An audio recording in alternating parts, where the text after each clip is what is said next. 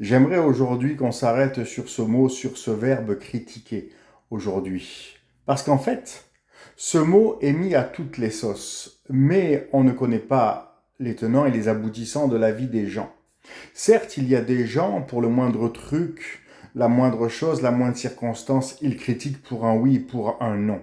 Mais c'est pas de ces gens-là que je veux parler aujourd'hui. Aujourd'hui, je veux parler des gens qui critiquent parce que justement, ils ont été blessés, méprisés, rejetés par la critique d'autres personnes.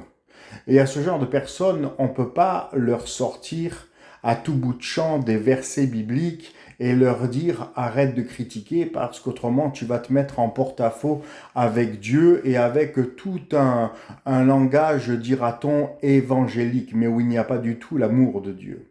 L'amour de Dieu pour cette personne va consister à la comprendre, à l'écouter et à la suivre afin de l'amener à la guérison, justement avec la prière, avec l'écoute, avec la compassion, l'empathie, mais aussi au regard de la parole de Dieu pour l'amener à comprendre et aussi surtout pour l'amener à ce que sa personnalité soit revalorisée selon le regard de Dieu et selon les écritures de Dieu. Alors toi qui écoutes cette vidéo présentement, peut-être tu te trouves dans cette situation et tu critiques malgré toi-même parce qu'en fait tu as été toi-même critiqué, méprisé, rejeté, tu as une blessure qui te pousse à la critique.